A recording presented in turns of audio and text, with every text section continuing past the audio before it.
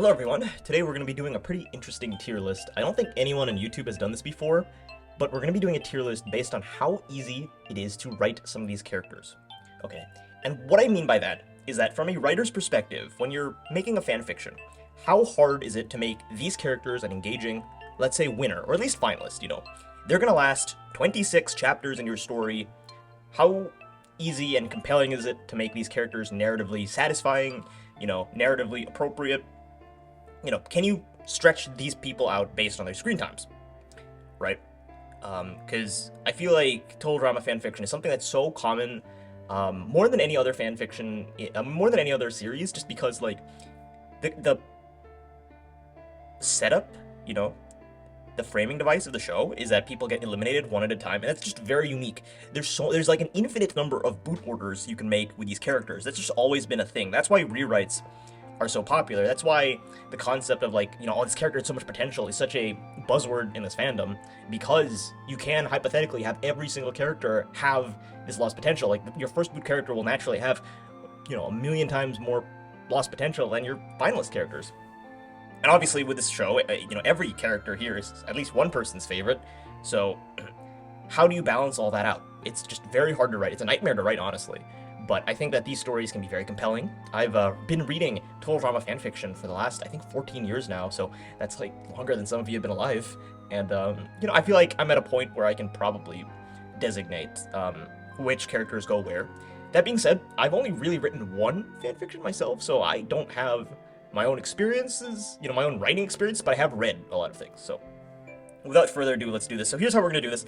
S tier is like, creme de la creme, very easy to write. F tier is like, not F tier, but E tier is, this character is pretty difficult to write. It's not impossible, but it does leave a lot to be desired, and you really need to be aware of how you're coming across. So we're going to start off with Alejandro here, and I think Alejandro, honestly, he might be, like, one of the harder characters to write. Now, hear me out. I say that because he is, like, the puppet master. He's the mastermind. He uses his looks to get what he wants.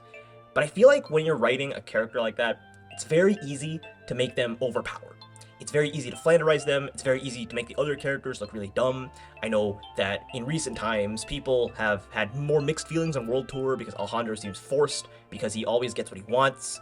I know that, in the reboot season 2, even, like, the professional writers, they made Julia, who's a character who sometimes her, tactics are a little more overpowered and a little more cheap because of it, because it seems a little too, like, we want this character to go far. Plot armor. And I feel like Alejandro is probably the biggest example of this, at least in the Gen 1 cast.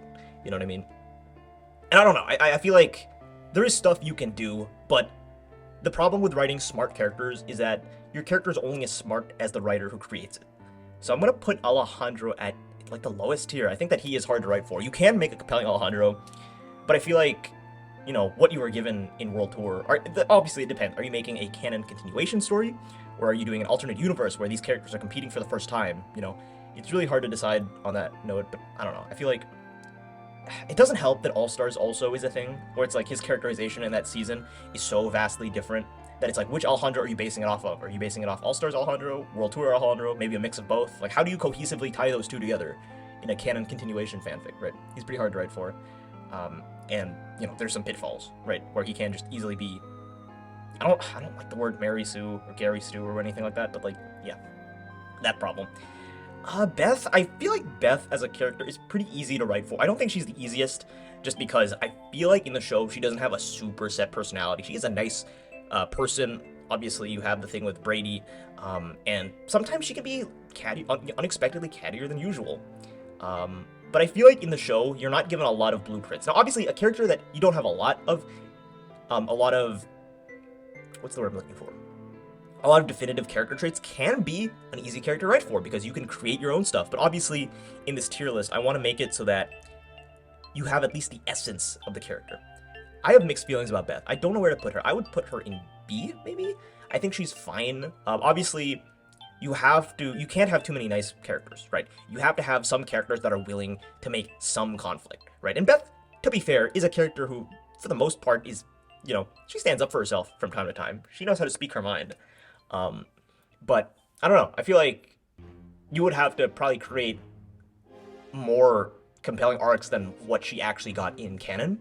without necessarily, like, you know, you can give any character any arc you want. You can give them like a personal family trauma or anything like that, but at the same time, does that represent the character anymore? Like, it's like a Ship of Theseus question. How far can you go while still keeping the essence of the character? I'll give her B there.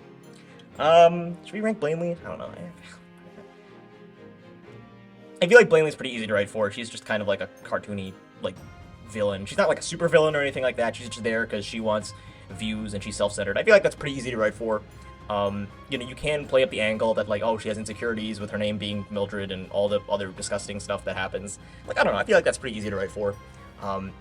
Like, a villain like Alejandro, who has, you know, more nuanced layers and stuff like that, is harder to write for, but a character who's just kind of there to be a gag, like, villain, it's like, that's pretty easy. Just make her unlikable.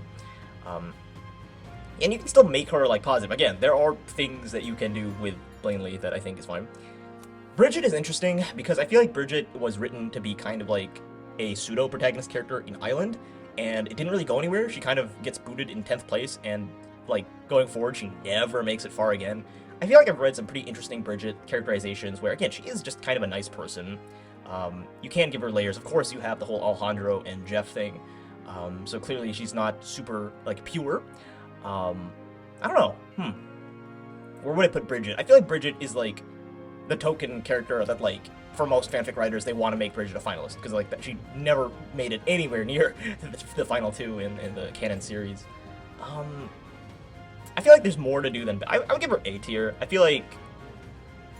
maybe high B. I'll give her high B tier, above Beth, just because it's, like, for her own personal stuff, you do get times where she talks about, like, her friends, she talks about her life, you know, with Jeff and all that stuff.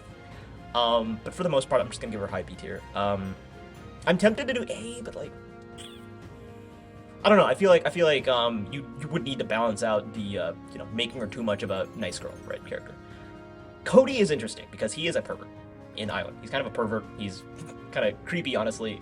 And then when you introduce Sierra to the story, then he starts being kind of a, you know, a victim to her shenanigans. And I don't know. I've seen some stories where Cody, you know, Cody's like the OG, like, fangirl kind of character where a lot of people really loved him. Now, not like, okay, I can't say nowadays anymore, but throughout the 2010s, I feel like that shifted to Noah. Now I don't know if any characters like that. It's hard to tell because I don't really pay attention to this fandom. But yeah, Cody's like the OG, like, early 2000s total drama, like, crush, I guess. Which is why Sierra exists. That's what inspired the concept of Sierra. I don't know where to put Cody. Where would I put Cody? Like, I feel like I'm gonna put Cody at C, actually. I think C is a good baseline for him because, you know, again, he's just kind of that, you know, underdog, likable anime protagonist type.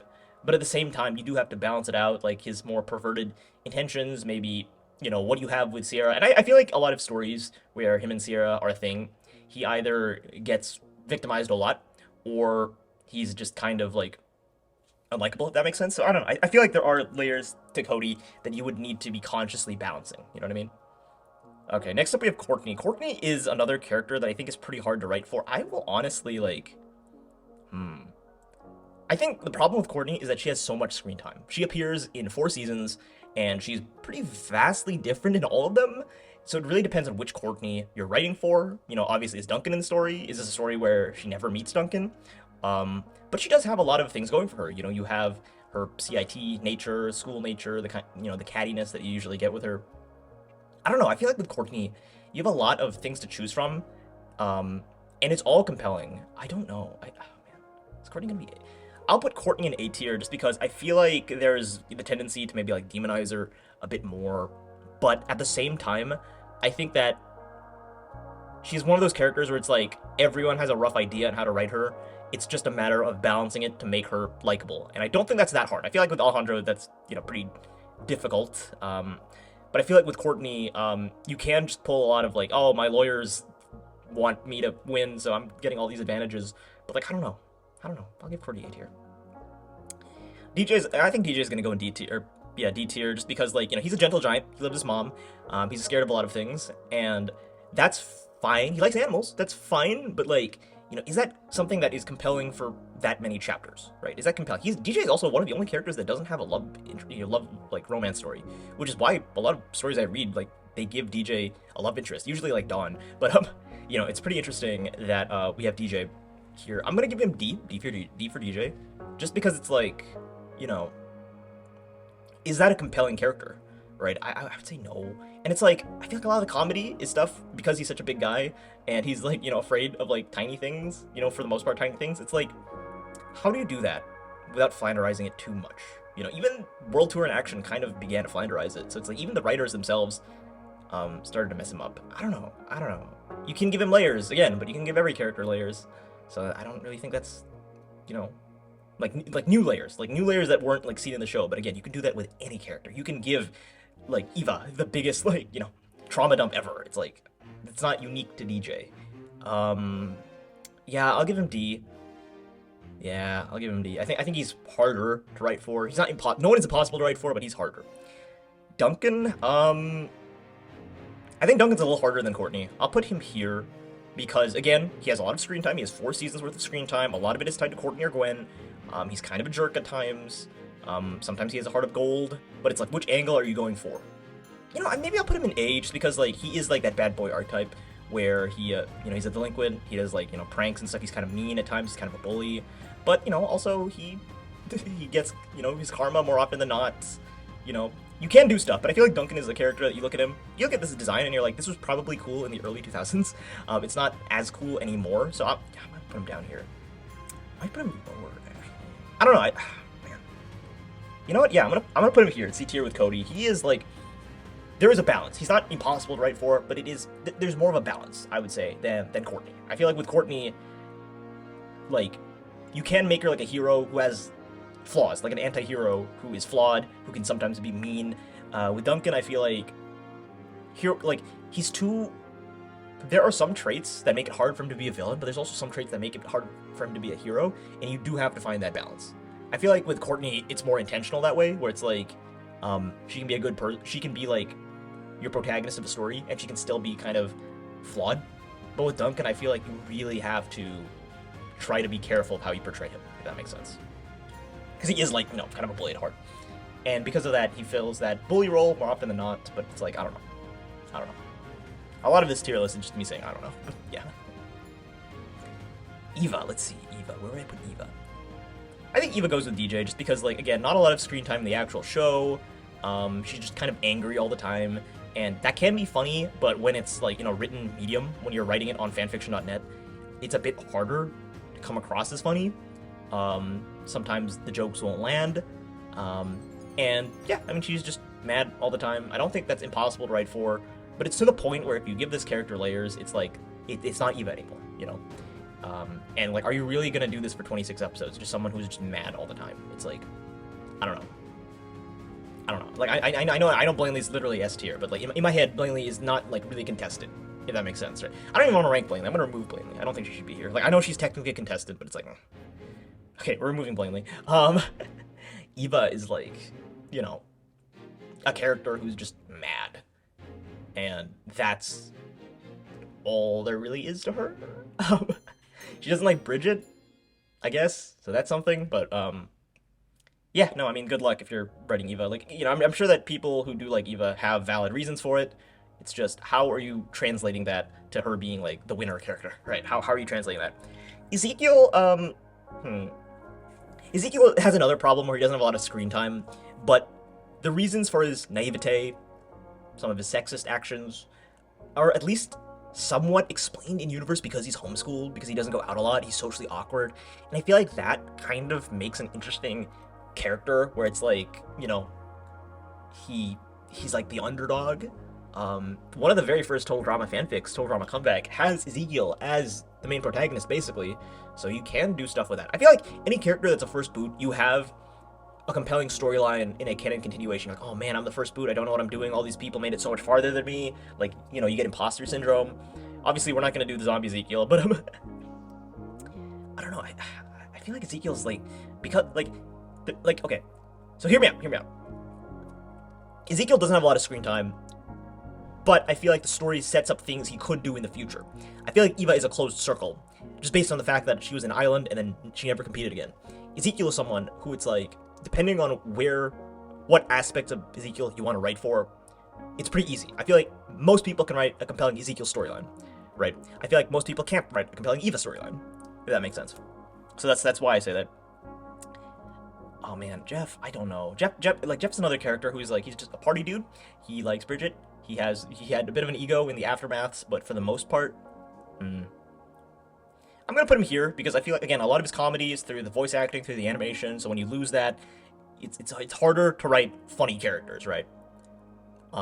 In this kind of story, especially because Whole Drama was written by people who are actual stand-up comedians. Like, I feel like the average writer is not that. I don't know. Like, he's a good dude, but I would say that he's harder to write for. And I think the creators even knew that. That's why he only really competes in Island. He's the first boot in action. He doesn't compete in World Tour. Yes, he's in the Aftermaths, and yes, he competes in Rodonkius Race. But then they really started to pull in the comedy. I don't know. I feel like with Jeff, he's just a character who's just chill. He's there for the vibes, and that's great. But in terms of writing, I feel like that's not the most compelling to last that long as your winner character. I know he literally won Rodonkius Race, but that was more of a comedy season, and he had someone to play off of with Brody. But like, I don't know. Gwen, I feel like is like S tier. I feel like Gwen is super easy to write for. She just doesn't want to be there the whole time.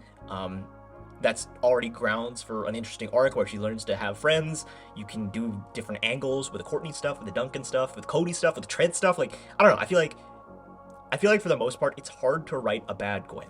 Because I feel like even in the actual show, Gwen is characterized as a very flawed person who does some bad things. Even though they try to portray her as, someone who's a good person overall, just, made mistakes and stuff like that. I feel like even if you kind of try to demonize her, it still fits the character. So that's why I'd say S tier. I feel like it's very hard to mess up Gwen, if that makes sense. You have to actively try to mess up Gwen,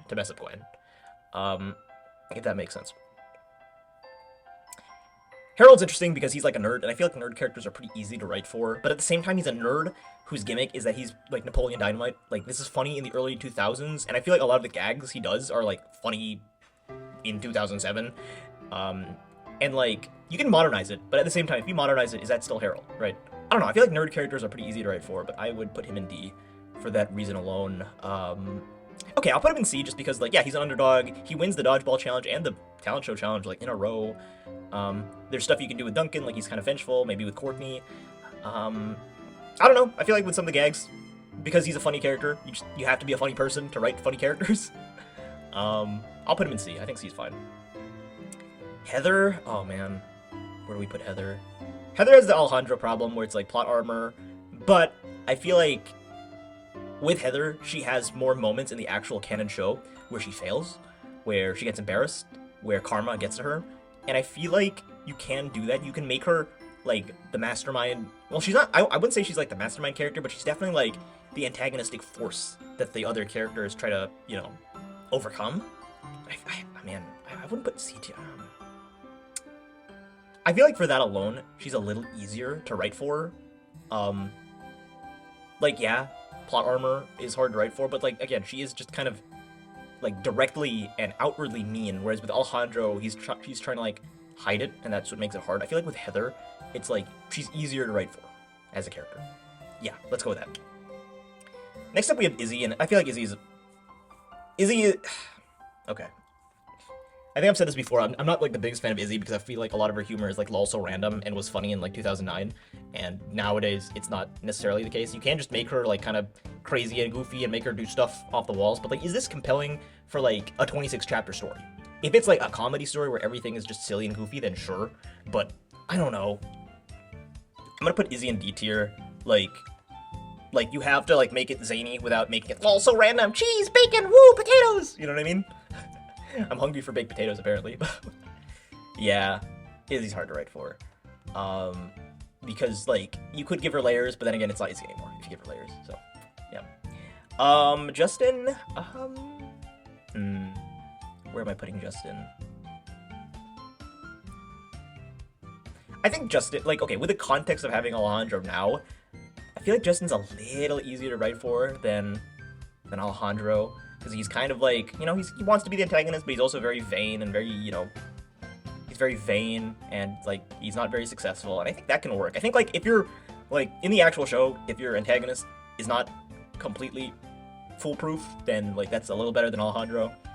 gonna put him here, maybe. I'll put him here, C tier. I think that's fine. I think like yeah, he's probably fine. You can have an easy time writing him, or you can have a hard time writing him. You just gotta find that balance. I think that'd be fun in stories where you could write for Alejandro. You can substitute him for Justin, and that would be a little easier because like you know less about him. He doesn't have nearly as much screen time, and he is more flawed. Like there are times where he fails, and that works better. That's more compelling to write for. So yeah. We'll do Katie and Sadie together. I think Katie and Sadie, it's like, they need to be together. You can write them separately, but even the show, 12 Trauma Island, tried doing that, and they didn't really want to do that. You know, they separated Katie and Sadie. You'd think Sadie would have this easy arc of, like, growing to be her own person, and that just didn't happen. That just didn't happen. You kind of need them to be together, yeah. I think, yeah, I'm just gonna put them here. You can give them individuality. You can make them stand out on their own, but is that Katie and Sadie anymore? No, and it's just like, I don't know, a lot of their gags, you need to be, you know, you're not a comedy writer. Like, you want these characters to be compelling and last the whole way. Like, how are you gonna do that? It's not impossible, but it's pretty hard, okay? Because at a certain point, you're just making up new stuff for them to do, right? Because they really, like, Katie, Sadie, and Eva, the writers really made them a closed circle. I feel like other characters, like, you know, Cody, Ezekiel, etc., there's stuff you can do. There's stuff that could be a promising future for these characters. Katie and Sadie, I don't think there's a promising future. I think they were always going to be one season characters. Even if the show had like 12 seasons, with the Gen 1 cast, Katie and Sadie would probably never come back. Okay, next up we have Lashana. I feel like Lashana is interesting to write for because the way people write her in the early 2000s comes across as really problematic. I don't really want to talk about this too much, but I think even in the show, some of the writing for Lashana is like, this is a little strange, and they wouldn't write this nowadays. And because of that, like, it's hard. And like, a lot of people like Lashana. A lot of people think she's great, she's funny, she's layered. But at the same token, it's like, it's a harder balance because while she isn't like the nice girl character, she isn't like the stereotypical nice girl character, she's also a character that's like more of a blank slate than people are willing to admit. Yeah, let's go with that. And like, again, she is layered, she's fun, but like, I don't know. I'll say C tier. I think you can make a very compelling Lashana, but just be careful. Okay, just be careful. There's a lot of like things that I feel like if you wrote it in 2025, it'd be like, that's not cool. You know what I mean? So just be careful. I might give her B. Nah. I feel like she has less defined traits than. I mean, okay, Beth. Okay, you know what? Yeah, let's put her here. Yeah, let's put her here. I feel like Beth, Bridget, and Lashana are like the trio of like characters who have that protagonist sort of energy, but I think in the actual show they're less defined than your Courtneys, your Heathers, and that makes sense because obviously, you know, they have like Courtney, Gwen, etc. They have way more screen time. These characters have like middling screen time, where it's like worst of both worlds. Within Ezekiel, it's like he doesn't have a lot of screen time. You can really go crazy with a few hints you get. With Gwen, you have a lot of screen time, and you can play around with whatever you want. These characters have, like, more middling screen time, and that's what makes them harder to write for, in my opinion. Yeah, let's go with that.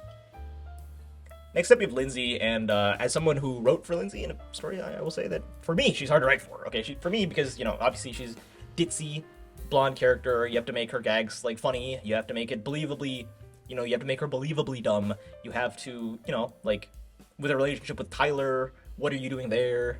I don't know. I feel like Lindsay is like pretty hard to write for. Yeah, I don't think she's impossible to write for, but I'd say D tier. She's pretty hard to write for.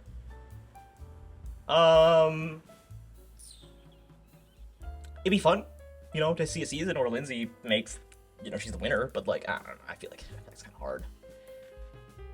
That'd be a fun story though, to like make her accidentally go to the top. But how do you do that while making it believable and without making it feel like she has so much plot armor going on? She does make it far in, you know, action, but like, I don't know, man.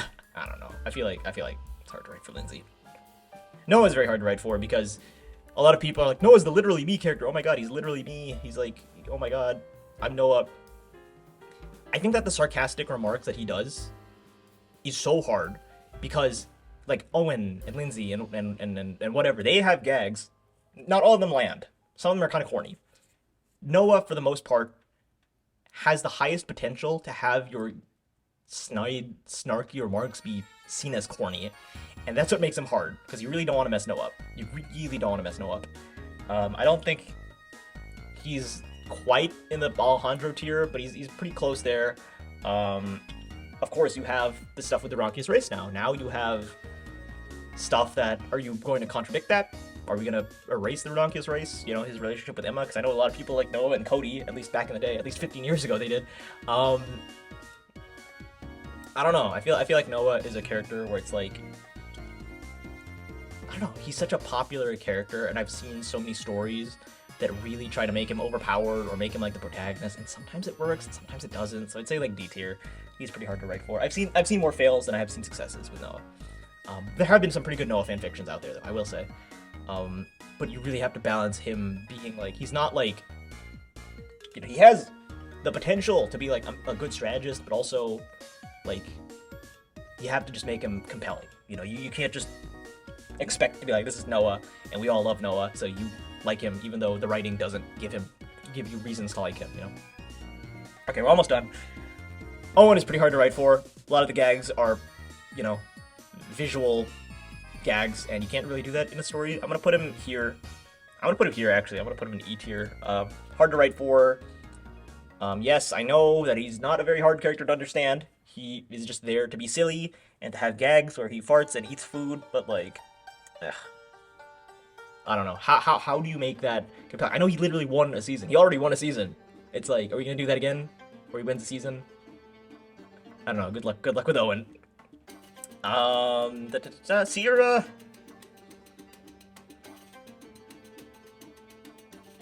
I feel like Sierra's here. Sierra's like a character who, you have to try and make her not super weird, because obviously with the Cody stuff, it's like, this is like, you're harassing him, while still making her likable, still making her like an underdog. You can, okay, no, I'll make her C just because, like, yeah, she's like, you know, a fan. I told her I'm a fan, and there's a lot of avenues you can go with that. Obviously, it kind of gets flanderized in All-Stars. Told her I'm All-Stars, but like, you can still have fun with that, where she's like a fan, she knows things about the characters. You know, maybe she grew up with them. That's a fun storyline to do. I would say C, like baseline Sierra. Like Sierra gets the baseline here. Yeah, let's go with that. Trent? Oh man, where do we put Trent? With Trent, you have the island Trent, you have the action Trent, and you can make them both cohesive, where Trent has OCD. And me, personally, with some of the OCD, I do relate a lot to Trent in action, because, like, I have done some of the things he did, and it's not good. It wasn't good. But, where do we put Trent? I can, like, I don't know, I feel like he's hard to write for just because of that, because you would have to balance the island and the action Trent. You have to make him, you know, you can't quite demonize him because he's like a nice guy overall, and I don't know, I feel like there's a lot of sensitivity you would need when you're writing Trent. It's kind of like Lashana. There's some sensitivity, but unlike Lashana, where I feel like, you know, Lashana's interesting, Trent is not super interesting in the canon show. He's kind of boring, and because of that, he gets D tier. Lastly, we have Tyler. Poor Tyler.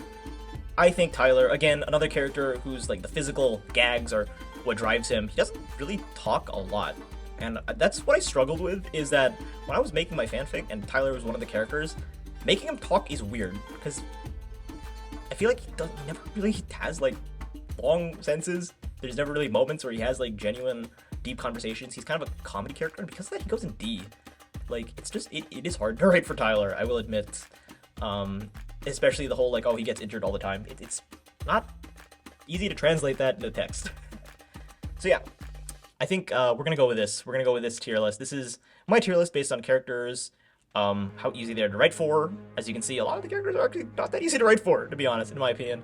Very subjective tier list. Let me know in the comments if you agree with this. I expect not everyone to agree with me, because we all have different experiences. I've been reading fanfictions for 14 years. I've been writing a fanfiction for 8 years. I don't expect a lot of people to agree with my takes, but who knows, maybe we can have some interesting discussion on what it means to write these characters. Alright, you take care. Bye-bye.